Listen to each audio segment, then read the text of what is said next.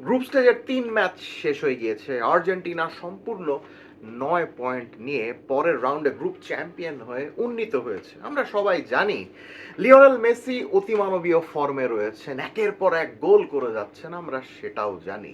Messi ছাড়া Argentina দল এই বিশ্বকাপে গোল করতে পারবে কি না, গত ২ ম্যাচে এই যে একটা শঙ্কা আমাদের মনে জেগেছিল, সেই সংখ্যাটাও আপাতত শেষ হয়ে গিয়েছে। বিকজ এই লাস্ট ম্যাচে জর্ডানের এগেনস্টে লাউতারো মার্তিনেজ এবং জোভানি লো সেলসো গোল করেছেন।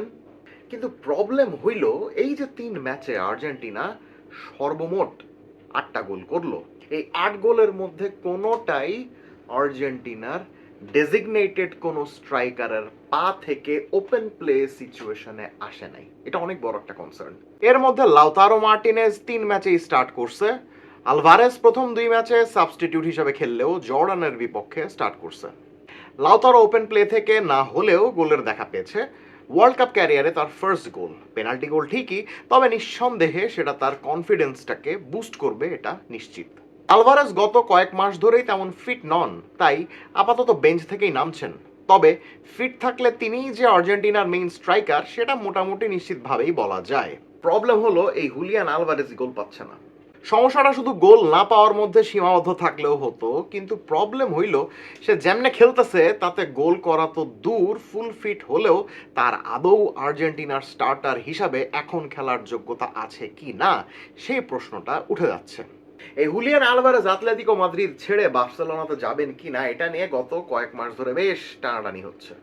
বার্সেলোনার নিজেদের পিআর টিম দিয়ে এদিক সেদিক নিউজ ছাড়তেছে সমানে, আর ওইদিকে আলভারেজও বার্সা যাওয়ার জন্য পাগল হয়ে গেছে, টিপিক্যাল লাতিন আমেরিকান সুপারস্টারের মতন। আতলেটিকো এত সহজে আলভারেজকে ছেড়ে দেওয়ার পাত্র নয়, ফলে কাদা ছোড়াছুড়ি চলতেছে সমানে। আর তাতে ফোকাস নড়ে যাচ্ছে আলভারেজের। তার খেলা দেখে নিশ্চিতভাবে বলে দেওয়া যাচ্ছে খেলায় তার মন নেই, ফোকাস নেই শতভাগ।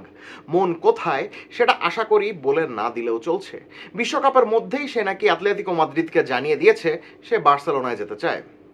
সেটা সে যাইতে চাইতেই পারে, কিন্তু এই যাবো যাবো যাচ্ছি যাচ্ছি করতে করতে বিশ্বকাপের সময় তার যদি ফোকাসটা নড়ে যায় তাহলে সবচেয়ে বড় ক্ষতি হবে কিন্তু আর্জেন্টিনারই। লাস্ট ওয়ার্ল্ড কাপ আর্জেন্টিনা জেতার অন্যতম মেইন কারণ ছিল লিওনেল মেসির সঙ্গে হুলিয়ান আলভারেসের স্ট্রাইক জুটি। সেটা নিচে নেমে হাফ স্পেসে অ্যাটাক ক্রিয়েট করার মাধ্যমে হোক, বা লিওনেল মেসির পায়ে বল দেখলে টাইমলি ডি বক্সের মধ্যে রান মেক করার মাধ্যমে হোক। এইবার সেগুলোর কিচ্ছু দেখা যাচ্ছে না। আলভারেস কখনোই প্রপার নাম্বার 9 হিসাবে তেমন পরিচিত ছিলেন না। বক্স ডমিনেট করার ক্ষেত্রে একটু নিচে নেমে দলের ওভারঅল গেম প্লেতে পার্টিসিপেট করার মধ্যেই তার আগ্রহ ছিল সবসময়। এবারও নিচে নামছেন ঠিকই, কিন্তু আলভারেসের নিচে নামার মাধ্যমে কোনো লাভ হচ্ছে না। খামোখা টুকটাক অর্থহীন পাস দিচ্ছেন, সেই পাস দলের ওভারঅল অ্যাটাকিং গেমে তেমন কন্ট্রিবিউট করছে না। এমনকি ভালোভাবে ড্রিবলও করতে দেখা যাচ্ছে না তাকে। দলের কাছে যখন পজিশন থাকছে তখন বক্সের মধ্যে পারপাসফুলি রান নিচ্ছেন না, বা নিজেও বক্সে ঢুকে কিছু একটা করে দিয়ে আসতে পারছেন না। এই ৩ ম্যাচে গোল বরাবর শট নিয়েছেন মেরে কেটে ২টা, তাও একটা ফার্স্ট ব্রেক সিচুয়েশন থেকে। বক্সে যেহেতু সেভাবে ঢুকছেন না, তার সতীর্থরাও বক্সের মধ্যে তাকে সেভাবে প্রোভাইড করতে পারছেন না। গ্রুপ স্টেজের ৩ ম্যাচে পেনাল্টি বক্সের মধ্যে হুলিয়ান আলভারেজকে কোনো সতীর্থ একটা পাসও দিতে পারেননি। অবিশ্বাস্য না? এটাই সত্যি। এর পেছনে অন্যতম মূল কারণ আলভারেসের নিচে নেমে খেলা। তবে সে নিচে নেমে খেললেও সঙ্গে মেসি থাকলে অত বেশি গেম প্লেতে ইনভলভড হন না তিনি। আজকে জর্ডানের বিপক্ষে মেসি শুরু থেকে ছিলেন না, লাউতারো মার্তিনেজের সঙ্গে জুটি বেঁধেছিলেন আলভারেস। মেসি ছিলেন না দেখেই কি না স্ট্রাইকে থেকে মেসির রোলটা প্লে করতে চাইলেন হুলিয়ান আলভারেস।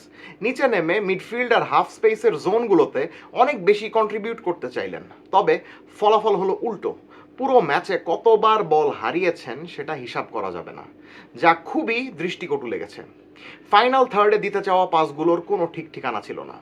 আর এর আগে যে জিনিসটা অনেকবার দেখা গিয়েছে সেই জিনিসটা আজকেও জর্ডানের এগেনস্টে ম্যাচে দেখা গেল, সেটা হলো লাউতারো মার্তিনেজ এবং হুলিয়ান আলভারেজের স্ট্রাইক জুটি ঠিক কাজ করে না। দুজনের মধ্যে তেমন কম্বিনেশন হয় না। দুজনই একটু নিচে নেমে একই জোনে খেলার চেষ্টা করতে গিয়ে দুজনই দুজনের খেলা নষ্ট করেন। তাও কম্প্যারেটিভলি এই ম্যাচে লাউতারো বক্সের মধ্যে ঢুকে একটু কিছু করার চেষ্টা করেছেন, আলভারেসের মধ্যে সেই স্পার্কটাও দেখা যায়নি। বল পায়ে ডিসাইসিভ না হলেও অনেক সময় অফ দ্য বল সিচুয়েশনে কম্পেনসেট করা যায়। আলভারেজের মধ্যে সেই ফাইটিং স্পিরিটটাই দেখা যাচ্ছে না।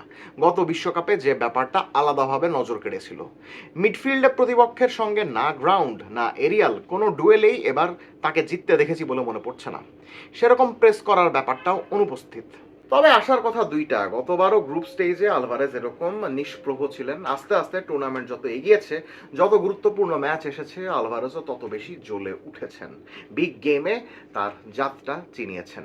গতবারের চেয়ে এবারের পার্থক্য হলো, গতবার হুলিয়ান আলভারেজ এই লেভেলের সুপারস্টার ছিলেন না। ফিট থাকলে দলের মেইন নাম্বার 9ও তাকে ভাবা হতো না তখন। তাই চিন্তাটা থেকেই যাচ্ছে, সেকেন্ড রাউন্ডে কেবো ভার্দের এগেনস্টে হুলিয়ান আলভারেজ কি আদৌ নামতে পারবেন কিনা, আর তাকে নামানো হলেও কেবো ভার্দের ডিপ ডিফেন্সের এগেনস্টে মেসির সঙ্গে তার কম্বিনেশনটা কিরকম হবে, তিনি কি আদৌ সেই স্পার্কটা দেখাতে পারবেন কিনা, সেই প্রশ্ন কিন্তু থেকেই যাচ্ছে।